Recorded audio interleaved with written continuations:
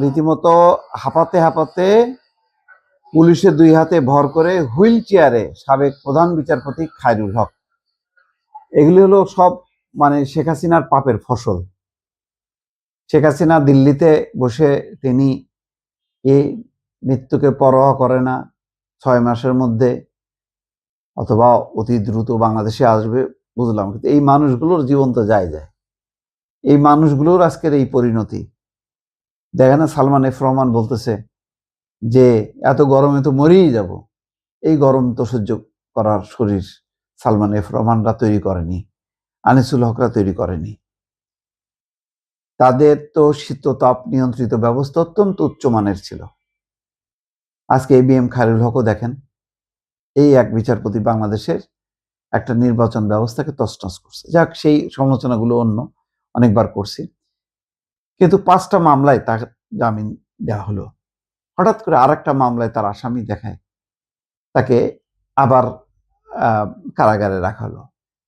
তো ওই মামলার জামিন হওয়ার পর আবার আরেকটা মামলা। এই তো সেই এই মিছিল, এই মামলার মিছিল শেষ হবে না, এই দৌড় তো শেষ হবে না। এই দৌড় তো 15 বছর এই প্র্যাকটিস করতে করতে এগুলি সব পরিচিত দৃশ্য, ঘটনা।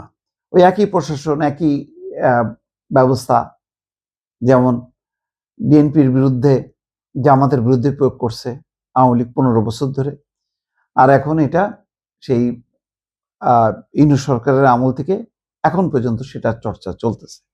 ভিন্ন একটা চর্চা আনা দরকার ছিল। অর্থাৎ আইনের শাসন প্রতিষ্ঠা করতে গেলে আইনের আওতায় যা যা সুযোগ সেগুলো অভিযুক্তদেরকে দিতে হবে, আবার বিচারও করতে হবে, দ্রুত বিচারও করতে হবে। এখন খায়রুল হকের বিরুদ্ধে আসলে কি বিচার হবে আমি এটা বুঝে পাই না। এটা কি রাষ্ট্রদ্রোহতা করছে যে সংবিধানের একটা ধারা সেটা বাতিল করে, অসাংবিধানিক আখ্যায়িত করে যে বাতিল করে, এটাকে রাষ্ট্রদ্রোহিতা বলা যাবে? মনে হয় বলা যাবে না।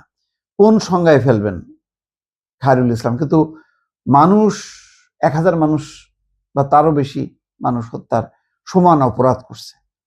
যে বাংলাদেশের একটা যে নির্বাচনের ব্যবস্থা ছিল তুলনামূলকভাবে স্বচ্ছ পরিষ্কার, সেটাকে একদম উল্টায় পাল্টায় দিয়ে ধ্বংস করে দিছে। এবং তার উপর ভর করে আওয়ামী লীগ 15টা বছর দেশ শাসন করছে, এবং দেশ শাসন করতে যে তাকে গুম খুন, রাজনৈতিক অত্যাচার, নির্যাতন অনেক কিছু করতেছে।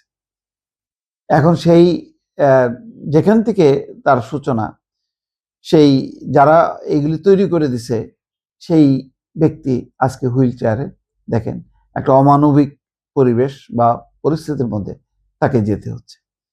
এখন এটার আসলে সঠিক সমাধান কি উপায় করলে ভালো হয়, এটা পর্যালোচনা করা দরকার। বিএনপি সরকারকেও এটা মানতে হবে বা বুঝতে হবে, অথবা একটা নীতি প্রণয়ন করতে হবে যে তারা কোন পথে চলবে। এখানে লুকোচুরি চলবে না, পরিষ্কার। আইনের শাসন একদিকে চলবে, আর একদিকে গণতন্ত্র, আইনের শাসন চলবে, আর একদিকে তার বিপরীত কর্মকাণ্ড যদি চলতে থাকে, তাহলে মানুষ কিন্তু 2 দিন পরে এটা প্রশ্ন করবে।